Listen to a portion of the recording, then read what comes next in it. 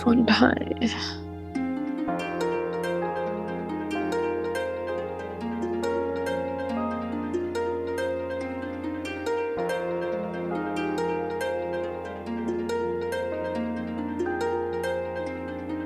किसका फोन है? बार बार कहा है कि साइलेंट पे लगा के सोया।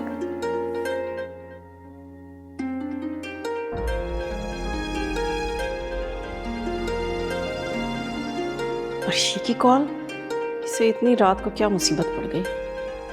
खैर जो भी है खुद ही नीचे। बस फोन ही काट दिया। मुझे बचा ले।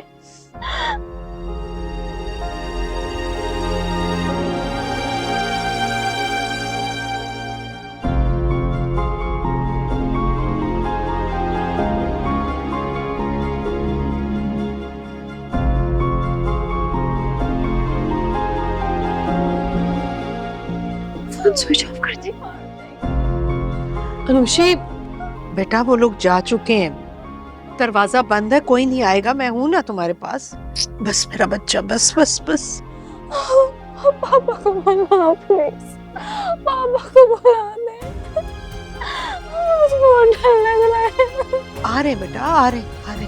अनुषी प्लीज प्लीज खुद को संभालो, हम हैं तुम्हारे पास यार, कुछ भी नहीं होगा, तुम सोने की कोशिश करो, हम हैं।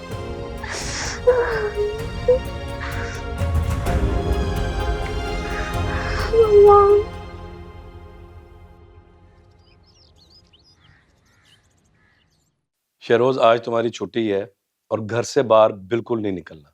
लेकिन बाबा, आज तुम्हारा बहुत इंपॉर्टेंट मैच है क्रिकेट का। कोई मैच नहीं है, बस। ओहो साफ, जाने देना, अब तो माशाल्लाह बहुत समझदार हो गया है। यार तुम्हें पता है हालात कैसे हैं। ये कहाँ रह गया डॉक्टर श्याम, अभी तक आया क्यों नहीं? खाला अम्मा, आपने डॉक्टर श्याम को बुलाया है? हाँ, रात से मेरी तबीयत खराब थी, मैंने सोचा अस्पताल जाने से पहले जरा ब्लड प्रेशर तो चेक करवा लूं उससे। ओहो खाला अम्मा, आप भी हद करती हैं। अब वो बार बार आपका ब्लड प्रेशर चेक करने के लिए आएगा? वो कुछ छोटा डॉक्टर नहीं है, अच्छा खासा बड़ा डॉक्टर है। वो सिर्फ वतन की मोहब्बत और अपने बाप का ख्वाब पूरा करने के लिए वापस आया, वरना यूके में उसका फ्यूचर बहुत ब्राइट है। अरे तुम सुबह सुबह यहाँ, खैरियत तो है? जब रात को आप मेरी कॉल पिक नहीं करेंगे, अपना फोन बंद कर देंगे, तो मजबूरन मुझे सुबह सुबह आना पड़ेगा ना यहाँ। सुबह सुबह किसकी मनहूस शक्ल देख ली है, पता नहीं दिन कैसा गुजरेगा।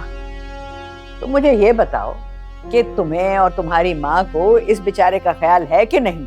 कभी फोन करने लगती हो, कभी यहाँ आ जाती हो, जोंक बनकर चिमट गई हो तुम तीन औरतें मेरे बच्चे पर। आपसे बात नहीं कर रही हूँ मैं, इनसे बात कर रही हूँ जो बदकिस्मती से हमारे बाप हैं।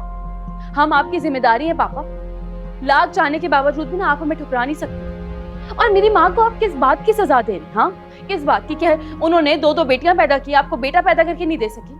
पापा ये शिकायत तो अम्मी भी आपसे कर सकती है ना कि आपने उन्हें दो बेटियां दी, एक बेटा तक नहीं दे सके। और आपने क्या किया? दूसरी शादी कर ली, अपनी जिंदगी में मगन हो गए, खुश हो गए। हमारी हिफाजत की जिम्मेदारी और हमारी जिम्मेदारी हमारी माँ ने उठाई है, अपनी पूरी उम्र गुजार दी। मैं और मेरी बहन, हमारी अम्मी की नहीं, आपकी गलती, आपका कसूर, आपका जुर्म है। मेरी माँ को पूरा पूरा हक पहुंचता है अपनी जिंदगी जीने का, और वो जरूर जिएंगे। देखो तो किस कदर बदजुबान लड़की है, शर्म नहीं आती इसको, अपने बाप के सामने किस तरह बातें कर रही है।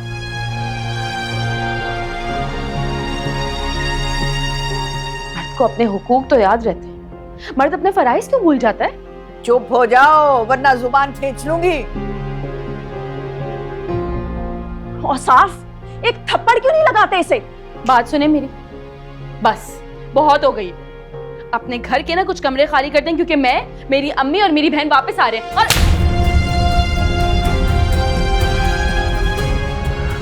लालची औरत की औलाद,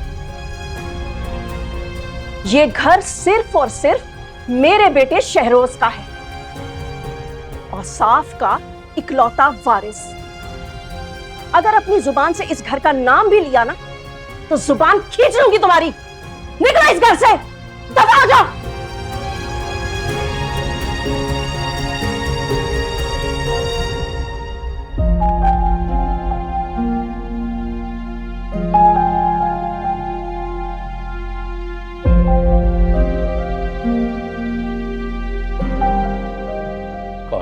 अल्लाह ये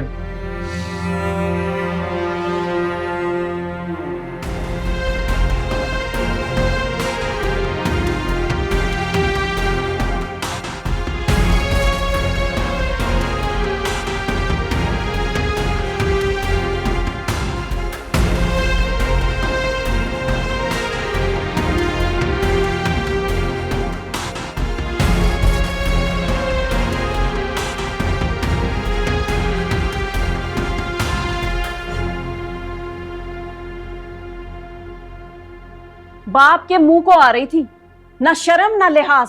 ऐसी होती हैं बेटियां। माँ ने जहर भरा है उनके दिल में, बाप को तो कुछ समझती नहीं है। बाबा क्या बाहर खड़ी है? तुमने बुलाया उसे? बाबा वो तो डॉक्टर साहब के साथ चली गई। हाय हाय, बेहयाई तो देखो उस लड़की की। अब डॉक्टर के साथ चली गई, वहां उसके साथ जाकर मिर्च मसाले लगा लगा कर हमारी बुराइयां कर रही होगी, नई नई कहानियां सुना रही होगी, झूठ बोल रही होगी। वैसे औसाफ मियाँ, क्या शरीफ लड़कियों के ये लक्षण होते हैं? तुम्हें हाथ नहीं उठाना चाहिए था, मैं बात कर रहा था ना। हाय हाय अम्मा, सुन रही हो अपने दामाद की बात? कह रहा है कि मेरे और मेरी बेटियों के बीच में कोई ना बोले, एकदम गैर बना दिया मुझे। मेरा ये मतलब नहीं था। मामा पापा ठीक कह रहे हैं, आपको हाथ नहीं उठाना चाहिए था। अरे तुम बच्चे हो अभी, बीच में मत बोलो, इन बातों को तुम नहीं समझते। शहरोज, मैं तुम्हारा खाना बंद कर दूंगी अगर तुमने उस चुड़ैल के लिए अपनी हमदर्दी दिखाई तो। कान खोलकर सुन लो औसाफ, ये घर मेरा और मेरे बेटे का है। अगर तुमने उनको 2 क्या 1 कमरा भी दिया ना, तो मैं यहाँ से अपने बेटे को लेकर हमेशा के लिए चली जाऊंगी। ओहो, कैसी बातें कर रही हो? कौन दे रहा उन्हें यहाँ कमरे? ये घर तुम्हारा है, तुम यहाँ की मालकिन हो। मेरी क्या मजाल कि मैं कोई ऐसा फैसला करूं। अब उस डॉक्टर के सामने रो रो के हमारी बुराइयां कर रही होगी। मेरा तो ये सोच सोच कर दिल बैठा जा रहा है भाई। बाप की इज्जत का तो उसे ख्याल है ही नहीं। और बाप को देखो, मरा जा रहा है उसकी मोहब्बत में। अब काशफा ने जो थप्पड़ मारा है ना, तो बिल्कुल सही मारा। ये थप्पड़ अगर इसको पहले पड़ गया होता ना, तो यूं बाप के सामने जुबान दराजी करने की नौबत ही ना आती।